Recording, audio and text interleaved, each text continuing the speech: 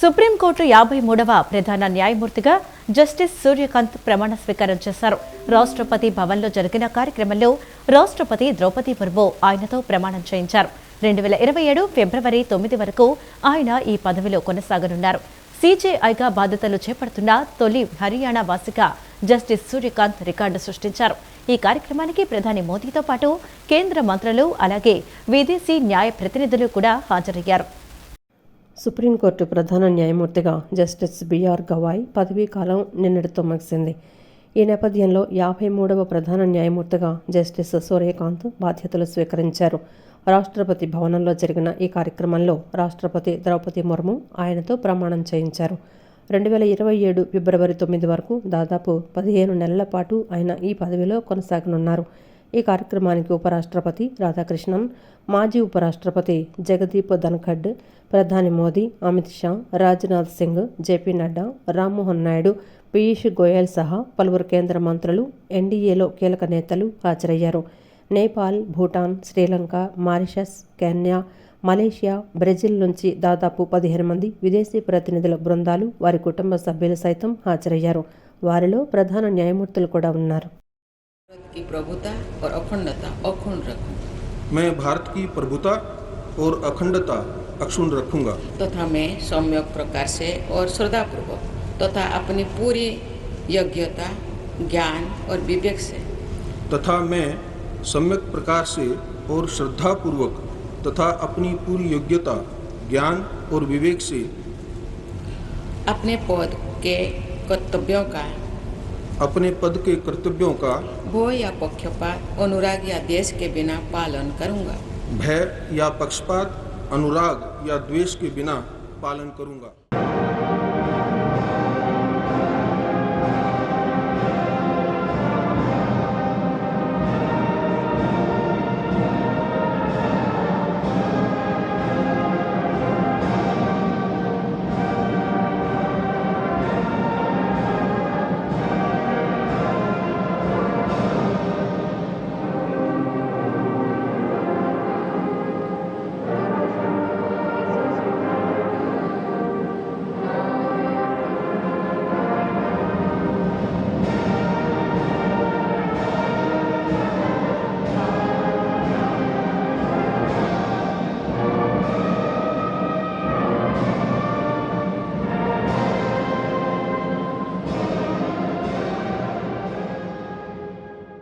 రాష్ట్రంలో ప్రతి కుటుంబం ఒక యూనిట్గా ఫ్యామిలీ బెనిఫిట్ మేనేజ్మెంట్ సిస్టమ్ను అమలు చేయాలని ముఖ్యమంత్రి చంద్రబాబు నాయుడు అధికారులను ఆదేశించారు.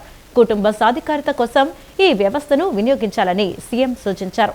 రాష్ట్రంలోని 1.4 కోట్ల కుటుంబాలకు జూన్ నాటికి క్యూఆర్ కోడ్తో కూడిన ఫ్యామిలీ కార్డును జారీ చేయాలన్నారు.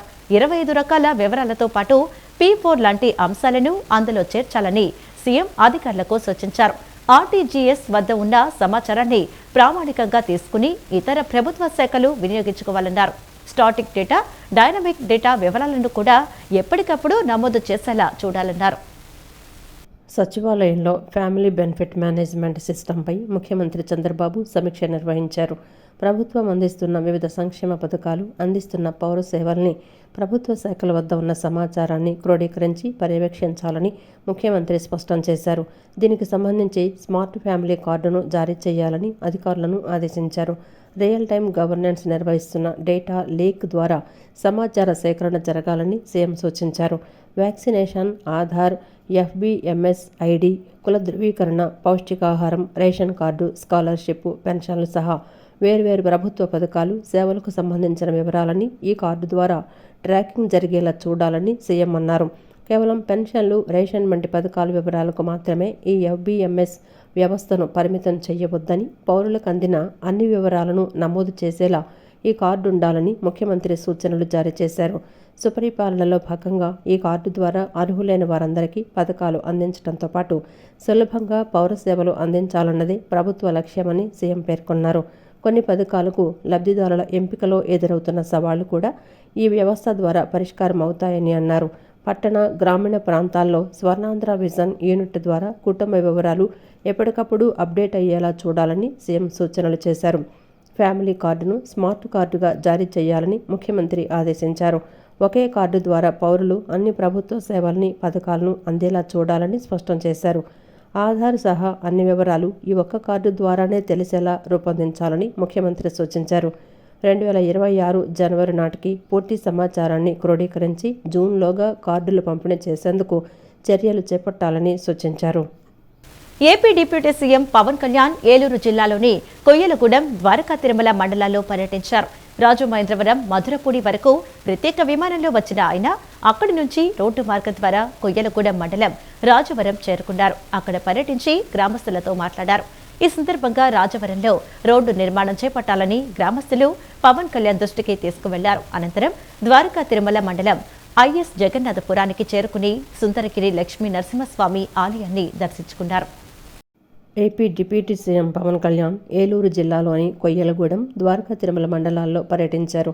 రాజమహేంద్రవరం, మధురపూడి వరకు ప్రత్యేక విమానంలో వచ్చిన ఆయన అక్కడి నుంచి రోడ్డు మార్గం ద్వారా కొయ్యలగూడెం మండలం రాజవరం చేరుకున్నారు.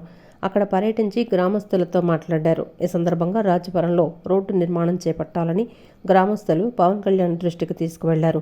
అనంతరం పవన్ కళ్యాణ్ అక్కడి నుంచి ద్వారకా తిరుమల మండలం ఐఎస్ జగన్నాథపురానికి చేరుకొని సుందరగిరి లక్ష్మీనరసింహస్వామి ఆలయాన్ని దర్శించుకున్నారు. ఆయనకు అధికారులు పూర్ణకుంభం, ఆలయ మర్యాదలతో స్వాగతం పలికారు.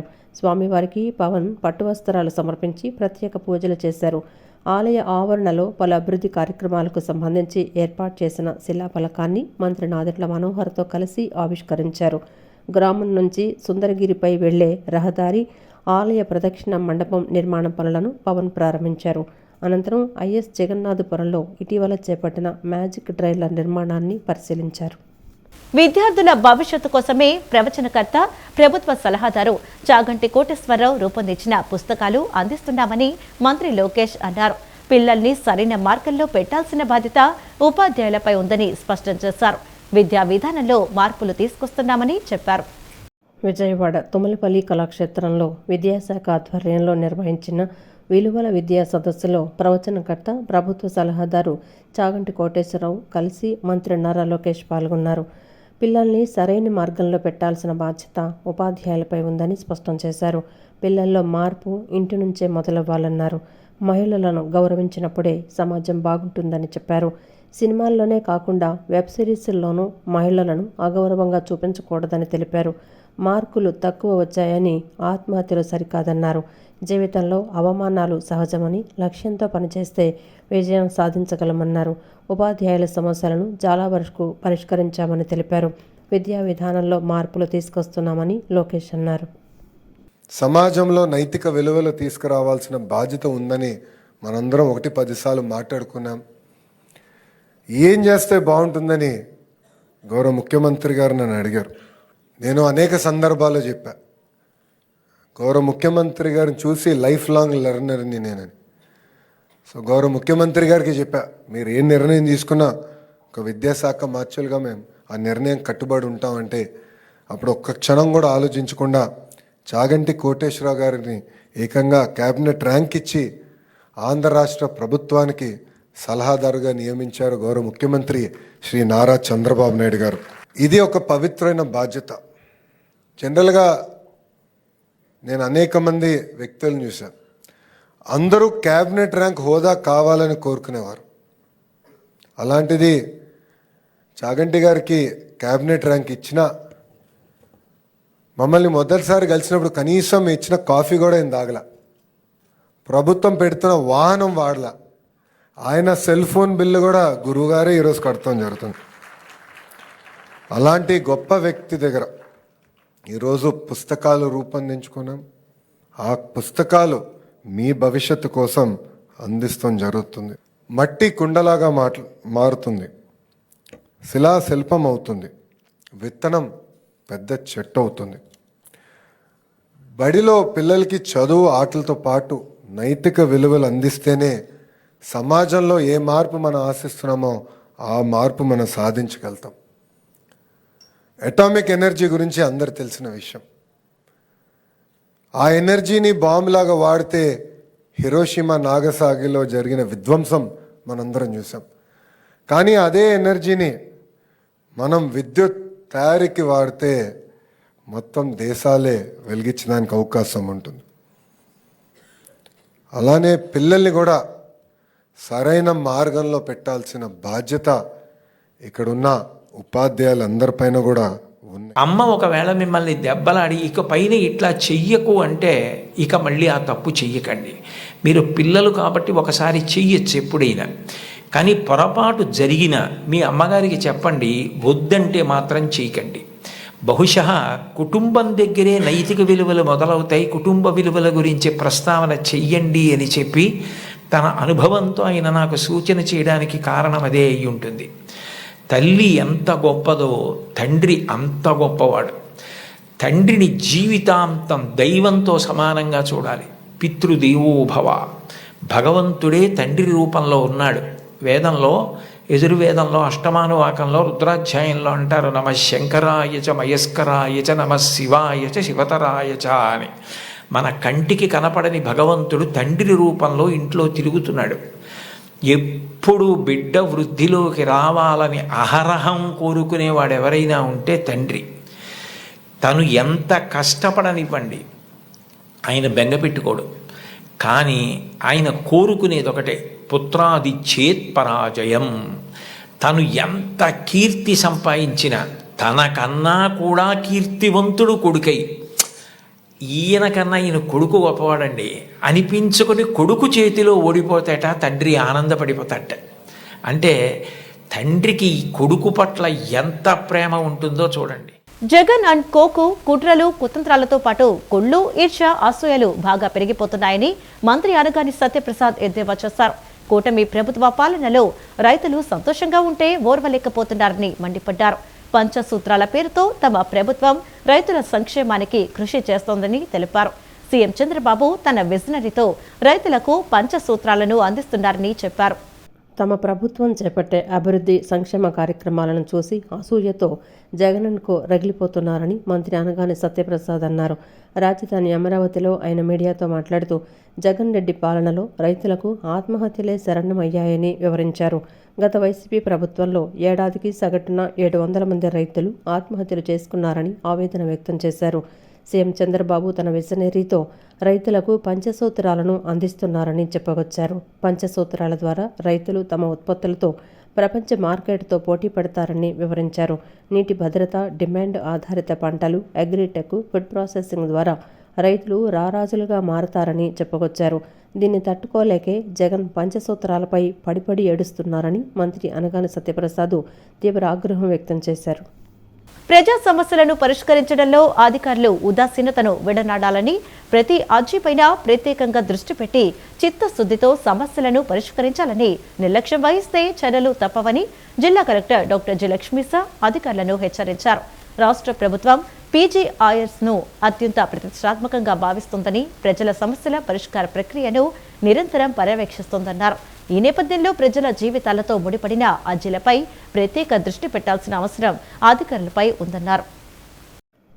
ప్రజా సమస్యల పరిష్కార వేదిక పీజీఆర్ఎస్ కార్యక్రమంలో భాగంగా కలెక్టరేట్లోని పింగళి వెంకయ్య సమావేశ మందిరంలో జిల్లా collector Lakshmisha, joint collector S Ilakkaiah జిల్లా అధికారులతో కలిసి ప్రజల నుంచి అర్జీలు స్వీకరించారు. పీజీఆర్ఎస్ ద్వారా మొత్తం 182 అర్జీలు స్వీకరించగా వీటిలో రెవెన్యూ శాఖ 53, మున్సిపల్ 31, పోలీస్ 18, పంచాయతీరాజ్ 8, విద్యాశాఖ 8, విద్యుత్ 7, విభిన్న ప్రతిభావంతులు 6, సర్వే 6, రవాణా 6, డిఆర్డీఏ 5, వైద్య ఆరోగ్య 5, హౌసింగ్ 3, R&B 3, కోఆపరేటివ్ 2, సాంకేతిక విద్య 2, దేవాదాయ 2, సాంఘిక సంక్షేమం 2, మత్స్య, కార్మిక, DWAMA, registration, irrigation, BC welfare, pollution, APIIC, treasury, పౌర సరఫరాలు, వ్యవసాయ శాఖ, గనులు, బ్యాంకుకు సంబంధించి ఒక్కొక్క అర్జీ స్వీకరించడం జరిగిందని జిల్లా కలెక్టర్ లక్ష్మీసా తెలిపారు. ఈ సందర్భంగా కలెక్టర్ లక్ష్మీసా మాట్లాడుతూ రాష్ట్ర ప్రభుత్వం పీజీఆర్ఎస్ను అత్యంత ప్రతిష్టాత్మకంగా భావిస్తోందని, ప్రజల సమస్యల పరిష్కార ప్రక్రియను నిరంతరం పర్యవేక్షిస్తోందన్నారు. ఈ నేపథ్యంలో ప్రజల జీవితాలతో ముడిపడిన అర్జీలపై ప్రత్యేక దృష్టి పెట్టాల్సిన అవసరం అధికారులపై ఉందన్నారు.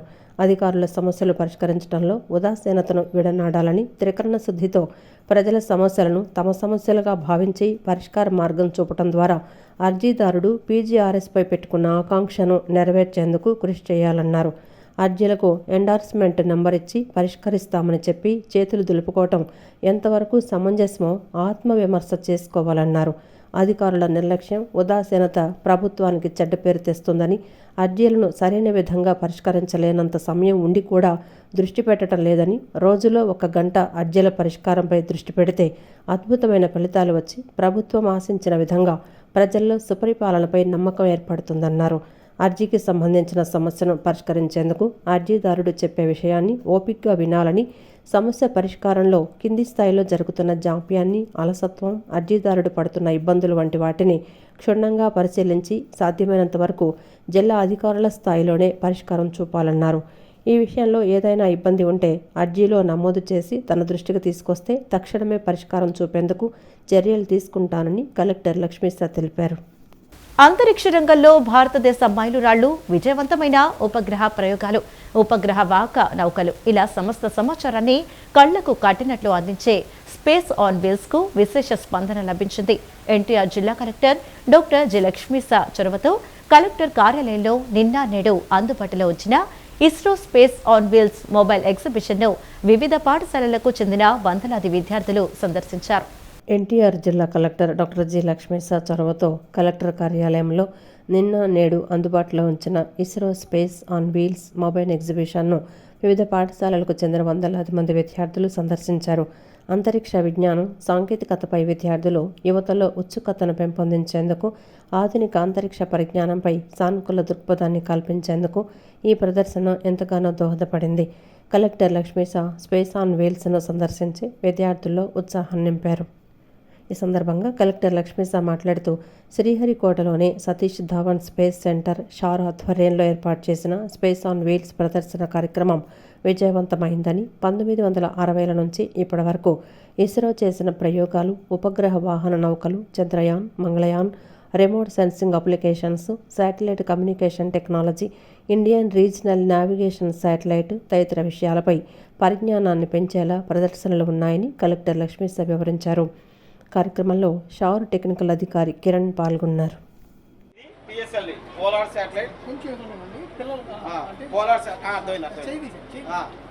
శాటిలైట్ లాంచ్ వెహికల్, ఇంకోటి వచ్చేసి జియో సింక్రోనస్ లాంచ్ వెహికల్, లాస్ట్ది మనం ఇండియా ఇస్రో బాహుబలి రాకెట్ అంటారు కదా అదనమాట. అదేంటంటే హెచ్ఆర్ఎల్వి కూడా అంటాం. దాంట్లో పైన హీట్ షీల్డ్ ఉంది కదా, అక్కడ హీట్ షీల్డ్ ప్లేస్ లో 2 మోడల్, ఇది జిఎస్ఎల్వి అంటారు. సో ఇది కమ్యూనికేషన్ శాటిలైట్ వాడతాం, ఇది పిఎస్ఎల్వి.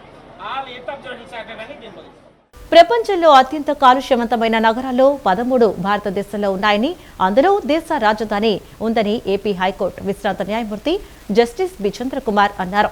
భవిష్యత్తులో స్వచ్ఛమైన గాలి దొరుకుతుందా, ఎటువంటి వ్యాధులు లేకుండా జీవించగలరా అనేది సందేహం నెలకొందన్నారు. అత్యంత ప్రమాదకరమైన పరిస్థితుల్లో మనం నెట్టివేయబడుతున్నామని చెప్పారు. వాతావరణ కాలుష్యం వల్ల పట్టణాల్లో ఉండే ప్రజల జీవన ప్రమాణం 6.7% తగ్గిపోయిందన్నారు. ఆంధ్రప్రదేశ్ సంయుక్త కిసాన్ మోర్చా కన్వీనర్, మాజీ మంత్రి వడ్డే శోభనాద్రీశ్వరరావు రచించిన ఎన్నాళ్ళీ అన్యాయాన్ని సహించాలి పుస్తకావిష్కరణ గవర్నర్పేటలోని ఐఎంఏ హాల్లో జరిగింది. ఈ కార్యక్రమానికి ఏపీ హైకోర్టు విశ్రాంత న్యాయమూర్తి జస్టిస్ బి చంద్రకుమార్ ముఖ్య అతిథిగా విచ్చేసి పుస్తకాన్ని ఆవిష్కరించారు. ఈ సందర్భంగా ఆయన మాట్లాడుతూ, ఒక గొప్ప పుస్తకాన్ని ఆవిష్కరించడం అదృష్టంగా భావిస్తున్నానన్నారు. సమాజంలో నానాటికి విలువలు దిగజారిపోతున్న పరిస్థితుల్లో ఇంకా దేశం కోసం, సమాజ శ్రేయస్సు కోసం, భవిష్యత్తు తరాల మంచి కోసం, భవిష్యత్తు కోసం అన్యాయాలు, అక్రమాలకు వ్యతిరేకంగా నిలబడిన వారు వడ్డే శోభనాద్రీశ్వరరావు అని అన్నారు. విలువల కోసం, మంచి సమాజం కోసం, మానవ శ్రేయస్సు, రైతుల కోసం నిలబడుతున్న వ్యక్తి వడ్డే అని కొనియాడారు. దేశంలో మనం అత్యంత ప్రమాదకర పరిస్థితుల్లో ఉన్నామని అన్నారు. వాతావరణ కాలుష్యం వల్ల పట్టణాల్లో ఉండే ప్రజల జీవన ప్రమాణం 6.7% తగ్గిపోయిందన్నారు. సుమారు 20 లక్షల మంది వాతావరణం కాలుష్యం వల్ల కలిగే వ్యాధులతో ప్రతి సంవత్సరం చనిపోతున్నారని తెలిపారు. 2019లో ఒక సర్వే ప్రకారం 16.7 లక్షల మంది గాలి కాలుష్యం వల్ల చనిపోయారన్నారు. వాతావరణ మార్పులు, కాలుష్య నివారణ గురించి పుస్తకంలో వివరించడం జరిగిందన్నారు. రైతుల శ్రేయస్సు కోసం నిలబడుతున్నటువంటి మహానుభావుని వ్యక్తిని నేను చూస్తున్నందుకు నిజంగా వారు 1943లో జన్మించారు అనుకుంటాను. నేను 1953, నాకంటే 10 ఏళ్ళు పెద్ద. శోభనాధీశ్వరరావు గారు. కానీ ఆయన చూసిన తర్వాత, ఆయన రచనని చూసిన తర్వాత మాకు ఇంకా కొంతకాలం మేము కూడా పనిచేయాలనేటువంటి భావన మాకు కలిగి మనందరికీ ఒక ఆదర్శవంతమైనటువంటి వ్యక్తిగా, ఆదర్శవంతమైన పోరాట యోధులుగా, ఆదర్శవంతమైనటువంటి విప్లవ భావాలు కలిగినటువంటి వారిగా నేను శోభనాధీశ్వరరావు గారిని గుర్తిస్తున్నాను సమాజంలో. మిత్రులారా, నిన్న సాయంత్రం ఆయన కలిసినప్పుడు నాకు కొన్ని పుస్తకాలు ఇచ్చారు. పార్లమెంటులో ఆయన ప్రసంగించినటువంటి ప్రసంగాల కూర్పు మొత్తం. అనంతరం పుస్తక రచయిత వడ్డే శోభనాధీశ్వరరావు మాట్లాడుతూ రాష్ట్రంలో పార్టీలు, కులాలు, ప్రాంతాల పేరుతో ప్రజలు విభజించబడుతున్నారని అన్నారు. వామపక్షాలు ప్రజా సమస్యలపై పోరాడుతున్నారని చెప్పారు. అభివృద్ధికి వ్యతిరేకం కాదని, అభివృద్ధి ఫలాలు అందరికీ అందాలన్నారు. వ్యవసాయము ఇతర రంగానికి నష్టం జరుగుతూ ఉంది. అందులో ఎక్కువ భాగం వ్యవసాయానికి ఎస్ఎస్కి, ప్రభుత్వ ఎస్ఎస్కి అని చెప్పి నివేదికలు ఉంటే, ఇవాళ ఆ డిజాస్టర్ మేనేజ్మెంట్ యాక్ట్లో సెక్షన్ 11, సెక్షన్ 12 ఎత్తి పారేశాడు మోడీ. అంటే ఒక ప్రకృతి వైపరీత్యం జరిగినప్పుడు ఎంత సహకారం ఇవ్వాలి అని నిర్ణయం చేసే విషయంగా అప్పటికే వాళ్ళు అప్పు చేసిన దానికి ఏ మేరకు దానిని వాయిదా వేయాలి, కొత్తగా మళ్ళీ ఇవ్వాలి అనేటటువంటి నిర్ణయాలు తీసుకుంటానికి వీళ్ళే కూడా ఎత్తిపారేసినటువంటి పరిస్థితి జరిగింది. ఇంకా బాధాకరమైన విషయం ఏంటంటే సెక్షన్ 60లో నష్టపరిహారం ఇచ్చే విషయం కూడా అందులో ఉంటే దాన్ని కూడా తీసేశారు. అసలు ఇచ్చేదే తక్కువ, రైతుకు ఉత్పత్తి ఖర్చుకి ఇచ్చే ఇన్పుట్ సబ్సిడీకి పోలిక లేదు. ఆ కొద్దిపాటి కూడా ఇష్టానికి ప్రాణం పట్ల అది ఇదే ప్రభుత్వం పెద్ద పెద్ద కోటీశ్వరులు, పెద్ద పెద్ద కార్పొరేషన్ వేల కోట్ల రూపాయలు production linked incentive, employment linked incentive, capital investment subsidy. ప్రజా సమస్యలు లేని నియోజకవర్గంగా పశ్చిమ నియోజకవర్గాన్ని ఎమ్మెల్యే సుజనా చౌదరి తీర్చిదిద్దుతున్నారని బీజేపీ ఎన్టీఆర్ జిల్లా అధ్యక్షులు అడ్డూరి శ్రీరామ్ అన్నారు. ప్రజా దర్బార్ కార్యక్రమం ద్వారా ప్రజల సమస్యలు స్వీకరించి వాటిని ఆన్లైన్ చేయడం జరుగుతుందన్నారు. స్థానిక సమస్యలను వెంటనే పరిష్కరిస్తున్నామని, వినతులను నెలలోపు వాటిని పరిష్కరించడానికి కృషి చేస్తామని అడ్డూరి శ్రీరామ్ స్పష్టం చేశారు. విజయవాడ పశ్చిమ నియోజకవర్గ ఎమ్మెల్యే యలమంచిలి సుజనా చౌదరి ఆధ్వర్యంలో భవానీపురం విఎంసీ కళ్యాణ మండపంలో ప్రజా దర్బార్ కార్యక్రమం జరిగింది. ఈ కార్యక్రమంలో బీజేపీ ఎన్టీఆర్ జిల్లా అధ్యక్షులు అడ్డూరి శ్రీరామ్, వెస్ట్ ఎమ్మెల్యే కార్యాలయ కార్యదర్శి పత్తిపాటి శ్రీధర్ ముఖ్య అతిథులుగా పాల్గొని పశ్చిమ నియోజకవర్గ ప్రజల సమస్యలు విని వినతులను స్వీకరించారు. ఈ సందర్భంగా అడ్డూరి శ్రీరామ్ మాట్లాడుతూ రాష్ట్రంలో కూటమి ప్రభుత్వం ముఖ్యమంత్రి చంద్రబాబు నాయుడు నాయకత్వంలో అభివృద్ధి, ప్రజా సంక్షేమం, సుపరిపాలన దిశగా ముందుకు సాగుతోందని తెలిపారు. పేదలు, మధ్యతరగతి ప్రజలు ఎదుర్కొంటున్న చిన్న చిన్న ఇబ్బందులను కూడా పరిష్కరించాలనే ముఖ్యమంత్రి పిలుపు మేరకు ఎమ్మెల్యే సుజనా చౌదరి ఆదేశాల మేరకు ఈ ప్రజా దర్బార్ నిర్వహించినట్లు చెప్పారు. ప్రతి నెల చివరి శనివారం లేదా సోమవారం ప్రజా దర్బార్ నిర్వహించాలని రాష్ట్ర ప్రభుత్వం ఇచ్చిన పిలుపు మేరకు ఈ కార్యక్రమం ఏర్పాటు చేశామన్నారు. పెన్షన్లు, ఇళ్ల పట్టాల సమస్యలు, ప్రధానమంత్రి ఆవాస్ యోజన కింద ఇళ్ల నిర్మాణ సమస్యల వంటి వాటిపై ప్రజలు వినతులు సమర్పించారని తెలిపారు. ప్రజల నుంచి స్వీకరించిన సమస్యలన్నీ కూడా ప్రజా సమస్యల పరిష్కార వేదిక లాగిన్లో అప్లోడ్ చేసి నెలలోపు వాటిని పరిష్కరించడానికి కృషి చేస్తామని శ్రీరామ్ స్పష్టం చేశారు.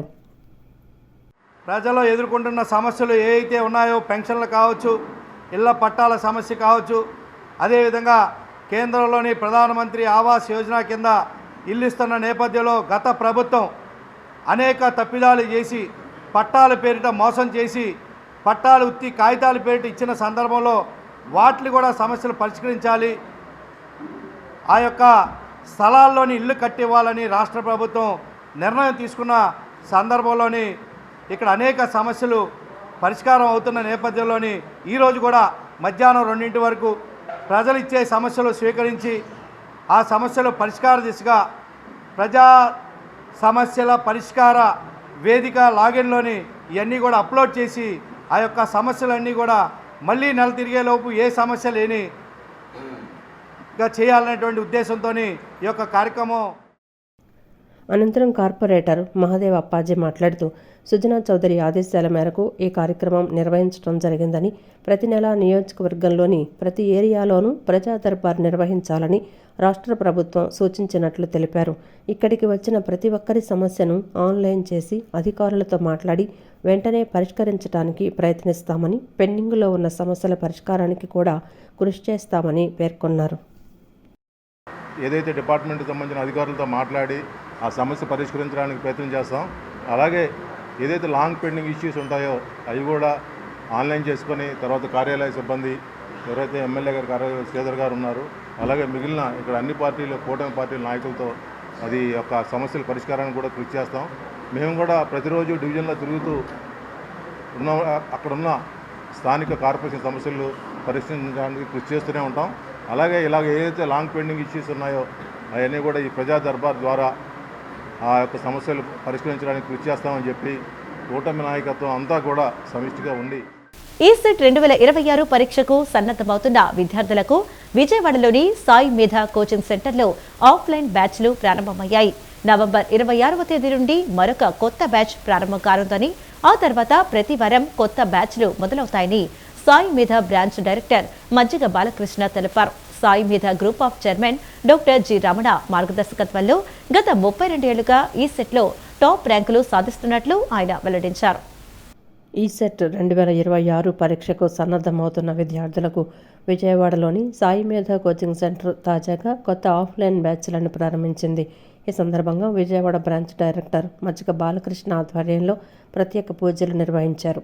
ఈ సందర్భంగా బ్రాంచ్ డైరెక్టర్ మజ్జిగ బాలకృష్ణ మాట్లాడుతూ, నేటి నుండి కొత్త ఆఫ్లైన్ బ్యాచ్లు మొదలయ్యాయని, మధ్యాహ్నం 2 గంటల నుండి 5 గంటల వరకు, అలాగే సాయంత్రం 5 గంటల నుండి 8 గంటల వరకు క్లాసులు జరుగుతాయన్నారు. నవంబర్ 26వ తేదీ నుండి మరొక కొత్త బ్యాచ్ ప్రారంభం కానుందని, ఆ తర్వాత ప్రతి వారం కొత్త బ్యాచ్లు మొదలవుతాయని తెలిపారు. Sai Medha group of chairman doctor G Ramana మార్గదర్శకత్వంలో గత 32 ఏళ్లుగా ఈసెట్ గేటు పరీక్షలకు కోచింగ్ ఇస్తున్నామని, ఎంతోమంది విద్యార్థులను ర్యాంకర్లుగా తీర్చిదిద్దామని డైరెక్టర్ బాలకృష్ణ తెలిపారు. ఏపీ రాష్ట్ర స్థాయిలో టాప్ 10 మరియు టాప్ 30 ర్యాంకులు విజయవాడ సాయి మేధా నుంచే వచ్చాయని ఆయన పేర్కొన్నారు. తమ విద్యార్థులు గేట్లో 3 సార్లు ఆల్ ఇండియా ఫస్ట్ ర్యాంక్ సాధించగా, ఈసెట్లో 65 సార్లు మొదటి ర్యాంకు దక్కించుకున్నారని వెల్లడించారు. అంతేకాకుండా ఉభయ తెలుగు రాష్ట్రాలలో 8,000 మందికి పైగా విద్యార్థులు ప్రభుత్వ ఉద్యోగాలు, దాదాపు 1,00,000 మంది ప్రైవేట్ సెక్టార్స్లో ఉద్యోగాలు పొందారని ఆయన వివరించారు. ఈసెట్ గేటు పరీక్షలకు సాయి మేధా ఉత్తమ కోచింగ్ సెంటర్ అని ఆయన పేర్కొన్నారు. ఈ వార్తలు ఇంతటితో సమాప్తం. నమస్కారం.